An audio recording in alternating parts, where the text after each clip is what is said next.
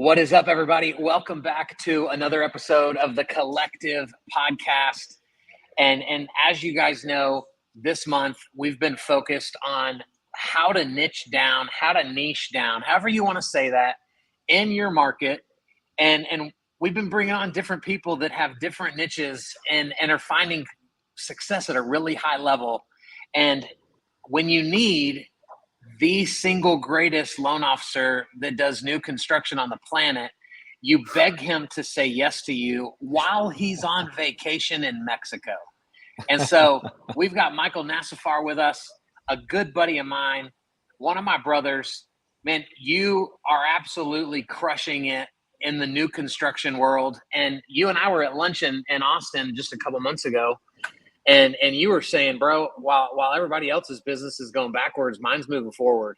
And we're growing while everybody else is shrinking. And so, dude, first of all, thank you for being on here with Shane and I. It's an honor to have you. And will you just give everybody just the 60-second story of Michael, how you got into this industry and then how you found yourself where you are? Oh, the 60-second, man. I don't know if I can do that in 60 hours. You can have 90. Well, when we say 60, we mean like 5 minutes. So I appreciate it. Geez, I can't start without saying thank you guys both for having me. I think I told you I drop anything anywhere I'm at. It's just so much fun always hanging with you. And again, the beauty of what we do and blessed to be in this industry is I can do anything anywhere. I have Wi-Fi and phone, so no doubt I'm happy to be here. Michael Nasserfar, been in the mortgage industry since 2001, since graduating the University of Texas in Austin, and went into lending right about 2001. Spent a little bit of time just doing the regular retail model, but then quickly got into builder in 2003. It was January of 2003.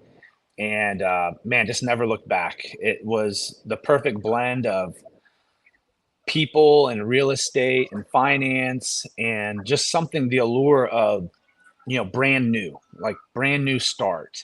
And I know when you buy a resale home, it's still a brand new start, but the look and the feel and the aesthetics and the timing and a new development and all these pioneer people moving into a brand new subdivision, just something about that to me was just like, it was really beautiful and to be a part of it. And so got into new construction, like I said, 2003, and very traditional model where I was working with a very large public builder and working with another company. So it was, business to business, but I was an employee down, and started to really dream big that I could do some things different than your traditional builder model, and set sales to do my own thing in 2011, and haven't looked back since.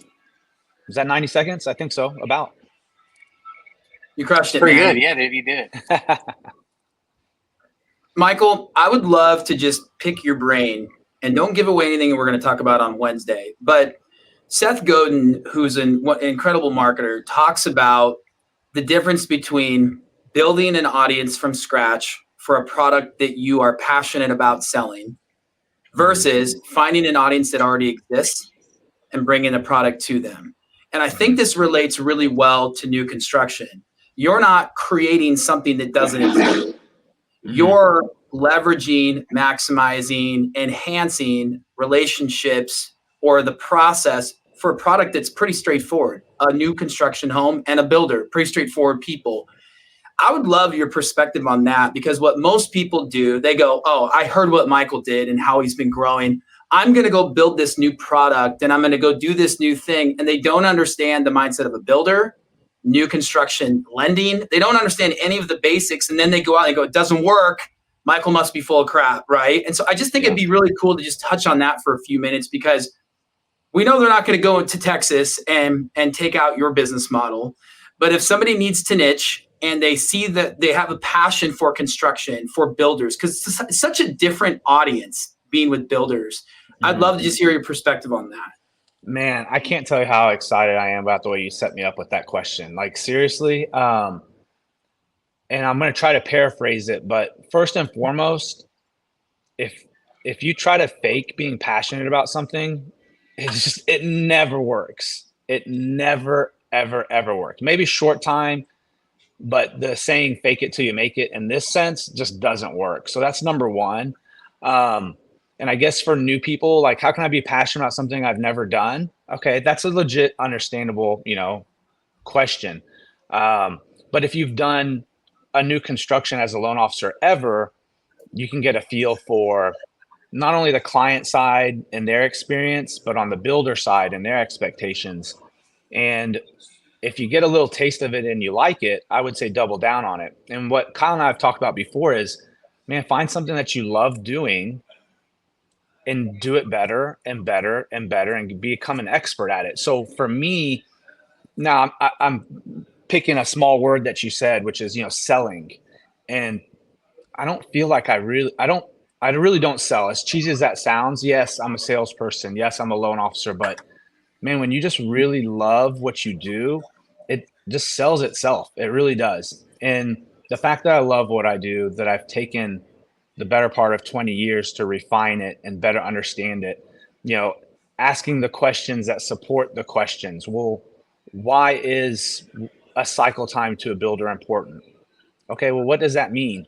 Well, what does it create when the cycle time? Some stuff that might be no duh, but to really get to the core is how you really support and become successful at doing builder business. Because it's not enough to just rates and fees and you answer your phone. Those are just, standard, like, permission to play.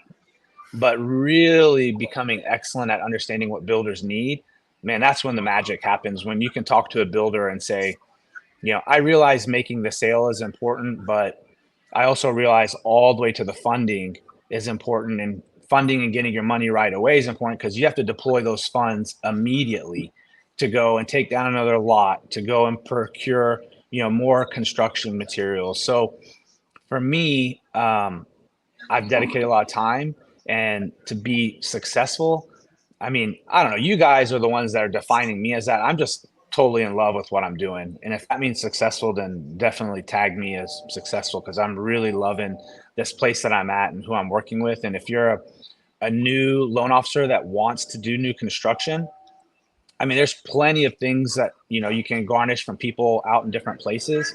But I would say that the most important thing is find someone like myself or another new construction person that you can really say, hey, I want to model my business. I want to take notes. I want to apprentice. I think that's something that's just not used.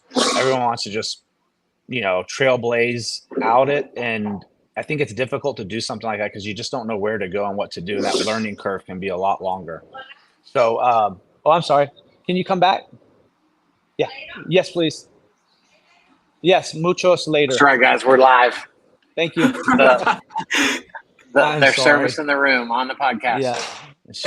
She was dead set on servicing the room too. I was like, yeah. She was ready, man. Did I answer your question? I'm going to keep talking if you don't tell me to stop. No, you did. And I think that at the end of the day, like what you said was a lot of it's very simple, but simple oftentimes isn't what's exciting for people that are wired like we are. We get attracted to complexity and attracted to I call it shiny object syndrome. And yet then we're depressed because we don't grow. And then we go, man, I wish I was just like fill in the blank. Everyone crushing it, doing really well. And they're all doing simple things with repetition and refining their craft.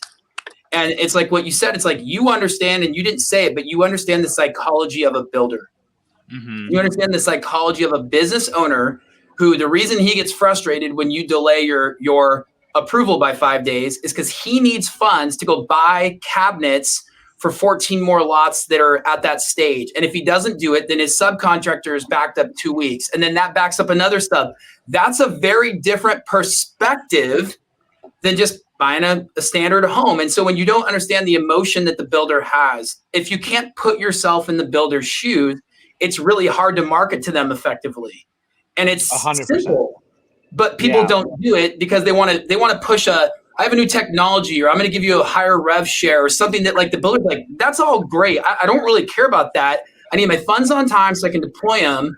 Because what I've seen with builders doing a little construction is they're kind of old school in some ways. They're handshake agreements. They want to know that the day you say something's going to be done, it's going to be done because they got something else they got to do the next day. and they're working their tails off. They're not working 20 hours a week. These guys and gals who run and own these companies and the subs and the managers, they are working their tails off to get these homes done. Oh, it's a pressure cooker. I would say I'm just going to speak from my vantage point. I don't know if other people watching this would agree to this, but so many times, like, I'll watch someone like Kyle.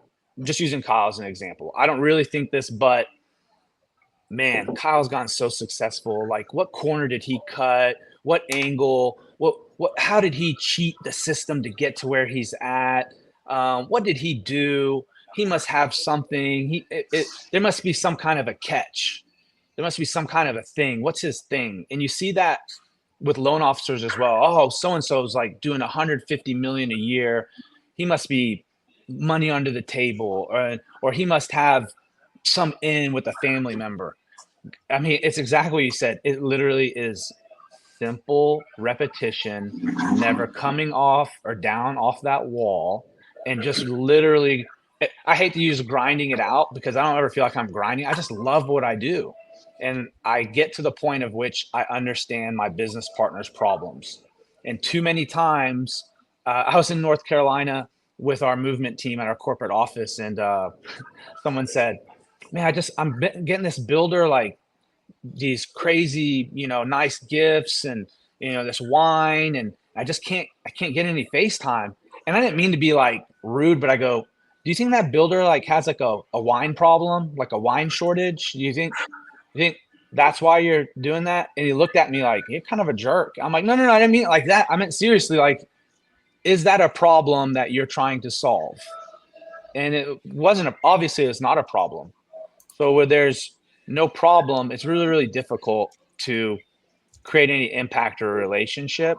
Yeah, sure, it's a nice gesture. It might work. There's probably a time and place in some builders that are like that. But my approach is much more, man, how can I accentuate what you're doing? How can I double down on your efforts? How can I help you grow? Man, if I can help you sell 100 more homes a year, you can go buy all the cases of wine you want. What good is one bottle going to do? Like I want to take your business to another level. And that's where the real fun happens, when you start creating solutions to their problems that they're facing right now. Michael, we had Jason Steyer on a couple weeks ago, and his big thing is helping veterans, and he's one of the best in the country at it, as you are with new construction. Mm-hmm. And with the VA world, there's so many misconceptions. Like, people assume they're really hard to deal with, and you start talking to somebody that does a lot of them, like Jason does, and you're like, holy crap, dude, why is the truth so different than what we hear out there? And I would assume for you in new construction, like, I know I've heard LOs say, man, I don't mess with new construction because most new construction, they have their own mortgage company. Like, it's just super hard as a third party to like get in there and earn their trust. And obviously either none of that's true or you've overcome all of it. Like, why do so many LOs just assume new construction doesn't have opportunity in it? Because it's hard work, right? I mean, I don't know a lot of people that just go, man, that's a mountain of hard work. I can't wait to go do it, right? It's a lot of hard work. And so what happens is people tend to shy away from putting in the work to do it. So it's much easier to make up excuses, right? That's just our human nature to say, you know what, as opposed to putting in the hard work, I'm going to superimpose some other reason why, oh, I'm sorry, guys, I know we're live, but this place is so smart that these curtains just automatically close. So sorry, I'm totally ruining things. But I would say the reason is just human nature. It's human nature to just, I don't want to do the hard work. What's the next? Now that we don't love. Now we don't love when he goes dark. So one of the things that Michael said, and we're going to get him back on, he's in another country, in a resort. So these are the things that happen. And that's why, you know what, Kyle, honestly, we got him. He's back. I like that these things happen. I'm a total rookie, guys. It's not like we're in a polished studio here. We're taking real life people doing real life things. And Michael said at the very beginning, what other industry can you literally, yeah, you're good, bro. You're on. He's working on his sound. But one of the things I wanted to just spotlight while he's getting back on. Totally jacked this up. I'm sorry. You do. We oftentimes put more energy into accepting our excuses than we do into accepting the reality that we didn't work that hard. We didn't want it that much. And I think that that's something that I see often. I know you do as well, is we see that a lot where we go, oh, well, I say, hey, guy says, I really want to do VA loans. I go, oh, have you done the top 5 things that, Jason Steyer does? Well, no, I can't do that, and I can't do this. And they make excuse after excuse after excuse why they can't get in with veteran buyers. Guys, I don't know if y'all can hear me. I'm sorry. We can hear you, bro. Yeah, we got you. Are you good? Can you hear us? Why don't you get on you want to get on the chat with him, Kyle? He dropped. He'll come back on. But I think that's so important because what he talked about with builders, and I did some new construction lending, nowhere near what Michael's done. I actually did a lot of custom construction lending with builders. And as I got in with these builders, and it's such a good niche if you like working with people like builders, but you have to understand the mindset of a builder. A lot of these guys and gals, it's more male dominated, builders and the owners of these construction companies. They're very blue collar. They're very gruff. They're very direct. Like what they need, and like his question, like, does that builder have a wine shortage? Is such a great analogy because that builder looks at your bottle of wine that you overpaid for and etched your logo on, and that builder throws it out his truck window as he's driving off the job site, or he gives it to his sheetrocking sub because it doesn't move the needle for the guy because you're not solving his problems, right? His problems are very different than needing more wine. And so what would be really impactful for all of us to do is, instead of building out what we think is best for an audience that we don't know, giving wine to a builder, what makes a lot more sense is to ask the builder or become an apprentice and ask Michael, what does a builder really need? What are the top 3 problems that builders face? And spend your money helping solve the problems instead of buying wine that they're going to give to their roofer when they leave the job site. That's actually a true story. That's actually, I had a vendor say, hey, that really nice bottle. It was like, I'm not a big wine drinker, but I think there's one that's called like Opus or something, or some really, like I went all out. I was like, I got to really impress him.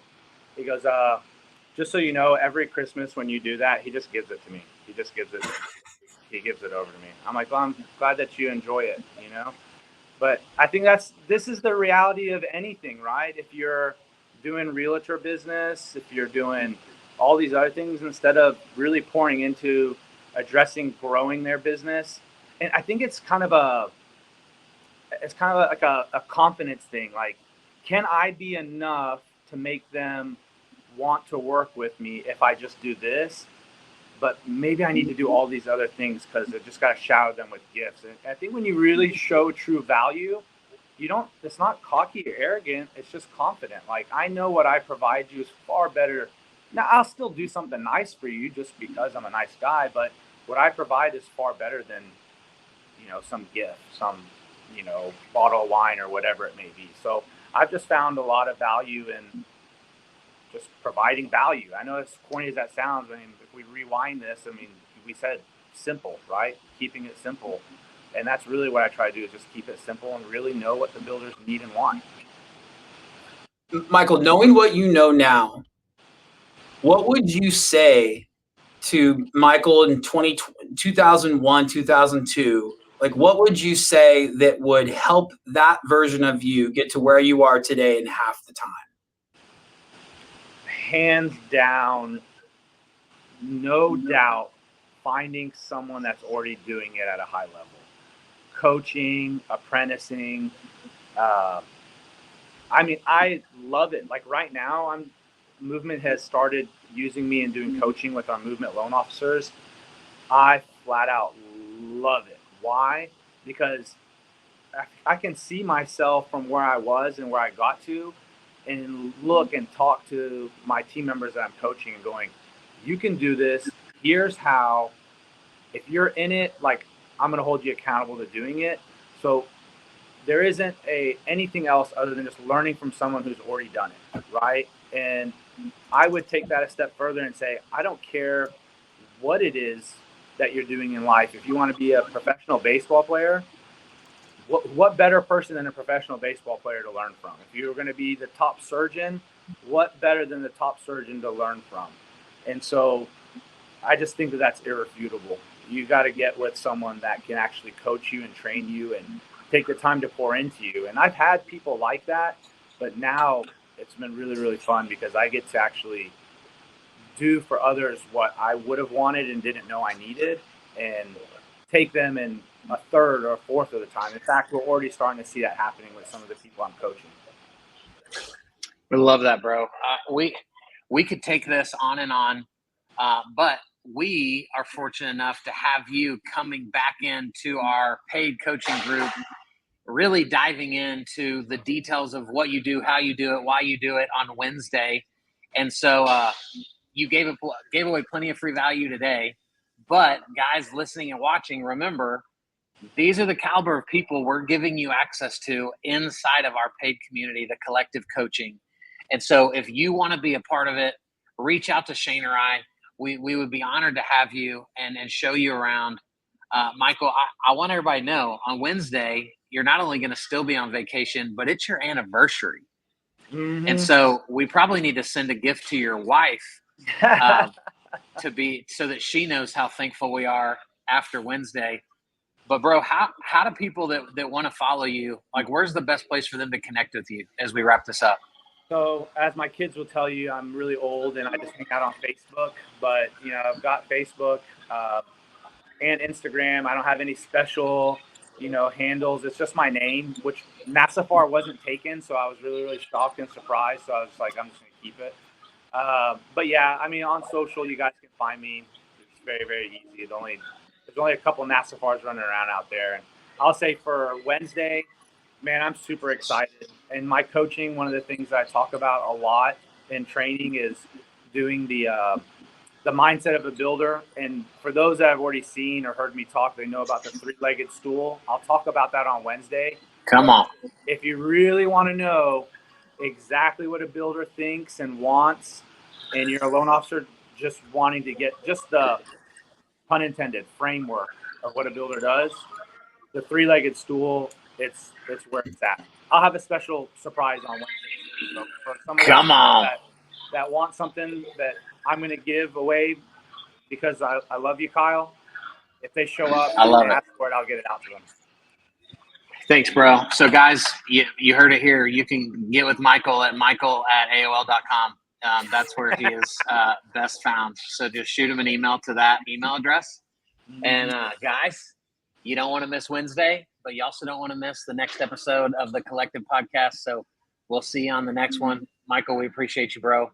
Thank you, guys. Thanks, Michael. Later, brother.